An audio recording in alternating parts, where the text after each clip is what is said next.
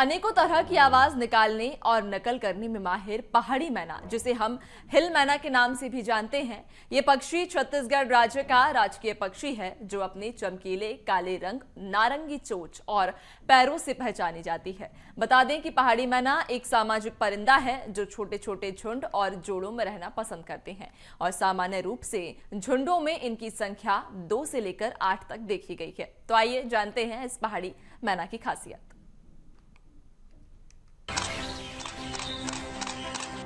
इंसानों की बोली हूबहू नकल करने वाली और छत्तीसगढ़ की राष्ट्रीय राजकीय पक्षी पहाड़ी मैना की आवाज एक समय हरोर गूंजा करती थी, पर अब शहर तो छोड़ो, जंगलों में भी पहाड़ी मैना की आवाज सुनना काफी मुश्किल हो गया है। एक वक्त हुआ करता था जब मैना पक्षी पर्यटकों के लिए भी मुख्य आकर्षण का केंद्र थे, जहां भारत में विलुप्त हुए चीते को तो विदेश से भारत लाया गया, लेकिन पहाड़ी मैना, जो कि छत्तीसगढ़ की राजकीय पक्षी भी है, वो सिर्फ बस्तर के जंगलों में पाई जाती है। वो विलुप्त हुई तो दोबारा हम मैना को नहीं देख पाएंगे। पहाड़ी मैना के संरक्षण और संवर्धन के लिए छत्तीसगढ़ सरकार और वन विभाग लगातार कोशिश कर रहा है, लेकिन पहाड़ी मैना का संरक्षण नहीं किया जा सका है।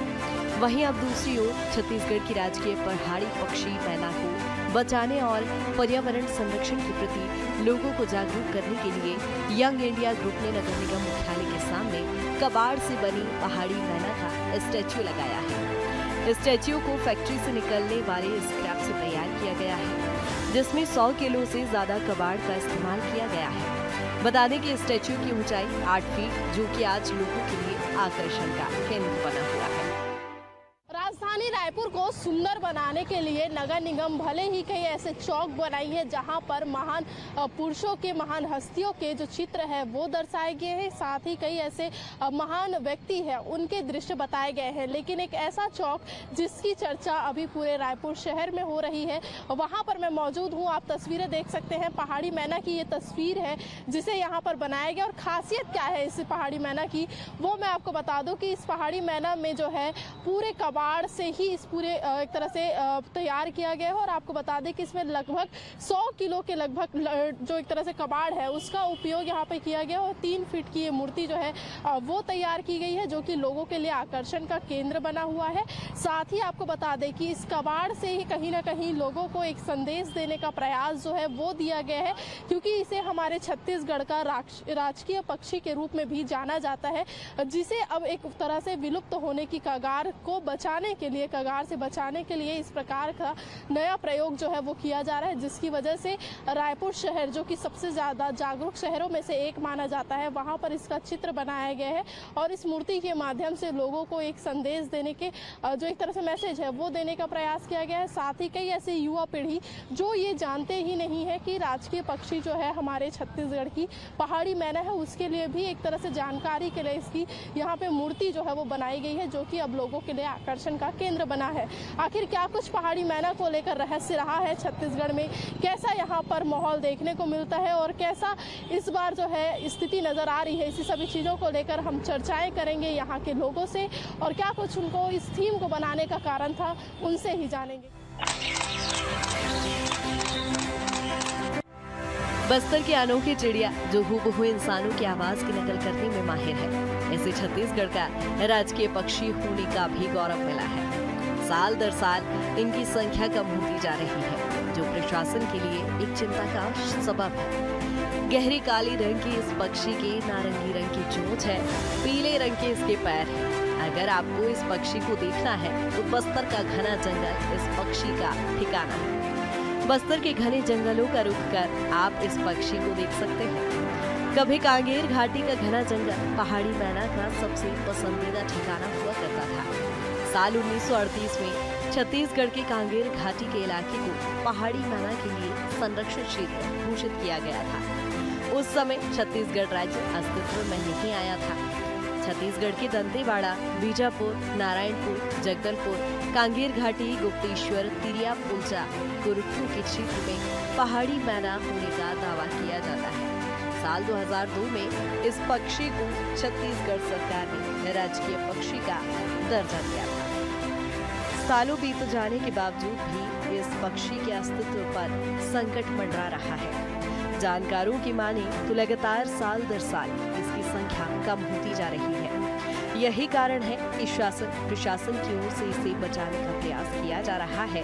इस पहाड़ी मैना की आबादी को लेकर राज्य सरकार के पास कोई आंकड़ा नहीं है, लेकिन कहा जा रहा है कि ये पक्षी अब उतनी संख्या में नहीं दिखाई देते। पिछली बार साल 2017 में इनकी गणना हुई थी। गणना में इनके 100 जोड़े दिखे थे। इसके बाद से इस पक्षी की संख्या का पता नहीं चला है।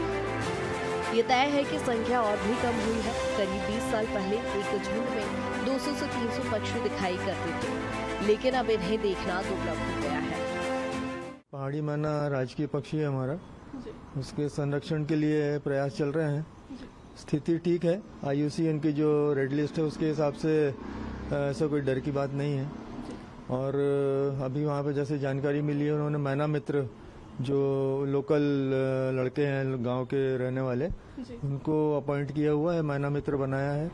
वो उसके मूवमेंट पे नज़र रखते हैं, कहाँ घोंसले हैं उसके ऊपर नज़र रखते हैं। और ये पता चलता है कि ये छत्तीसगढ़ से उड़ीसा और उड़ीसा से छत्तीसगढ़ के बीच में इनका शॉर्ट माइग्रेशन होता है, तो उसके ऊपर भी नज़र रख रहे हैं कि कहाँ कहाँ जाते हैं ये। और क्योंकि ये फ्रूगीवोरस है, फ्रूट्स खाती है बर्ड, तो उसके हिसाब से कौन कौन से फ्रूट के पेड़ होना चाहिए वहाँ पे। और ये घोंसले जो बनाती हैं पेड़ों के खोखलों में बनाती हैं, तो वहाँ किस टाइप के पेड़ हैं, खास करके साल के पेड़ जो जिसपे वुड पैकर्स वगैरह होल करते हैं, उसमें नेस्ट करती है। और इस तरीके के वहाँ हैबिटेट को सुधारने का और हैबिटेट को संरक्षित करने का प्रयास किया जा रहा है। जीव प्राणियों की संरक्षण के लिए लगातार जो मुहिम चलाते हुए नजर आते हैं, ऐसे में एक बस्तर में अगर बात की जाए तो विशेष रूप से पहाड़ी मैना के संरक्षण के लिए जिस तरीके से जो मुहिम है लगातार हमें देखने को भी मिला था। लेकिन जो कि जीव प्राणी विज्ञान के जो कि हमारे साथ अध्यक्ष हैं, जो कि उनसे हम सीधे बात करने की कोशिश करते हैं कि जो पहाड़ी मैना है अपने आप में काफ़ी महत्व और जिस तरीके से उसे बचाने के लिए काफ़ी कवायद भी किया था, ऐसे में इस विषय में क्या कहेंगे और आपके क्या सुझाव हैं? पहाड़ी मैना बस्तर की शान है, इसकी पहचान है और छत्तीसगढ़ राज्य का ये राज्य पक्षी है। तो ये और खूबसूरती अपनी आवाज़ के लिए यह बहुत ही प्रसिद्ध है।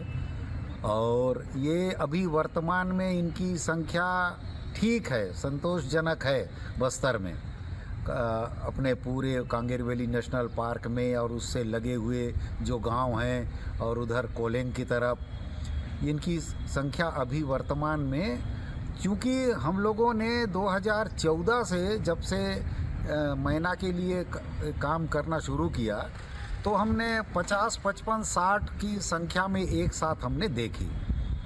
तो तब से हमारे पास लगातार जो जानकारी मिलती है कि इनकी संख्या संतोषजनक है हमारे पास।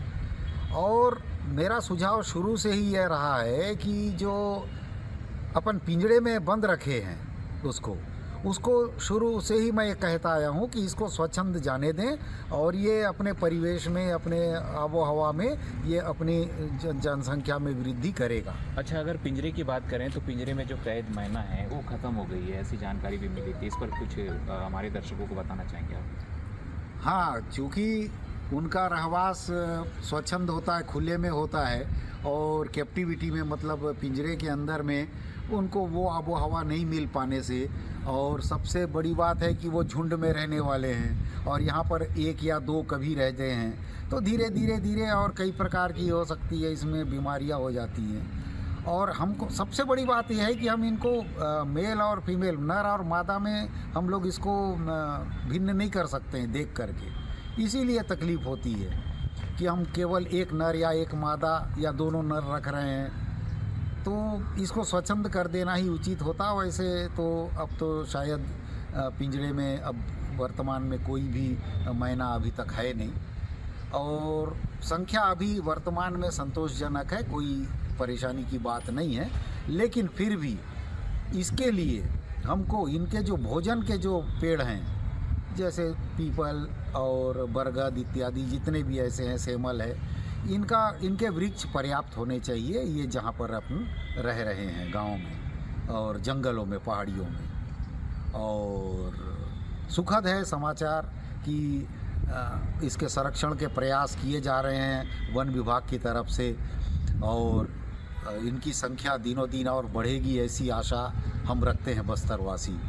और इसी उम्मीद के साथ हम लोग काम करते हैं वन्य प्राणी की तरफ, और पक्षियों के लिए हमारा ये विशेष सुझाव रहता है कि इनकी रक्षा की जाए और इनका आदर सम्मान पूर्वक इनका मतलब स्वागत किया जाए और इनकी सुरक्षा में पूरी व्यवस्था रखी जाए।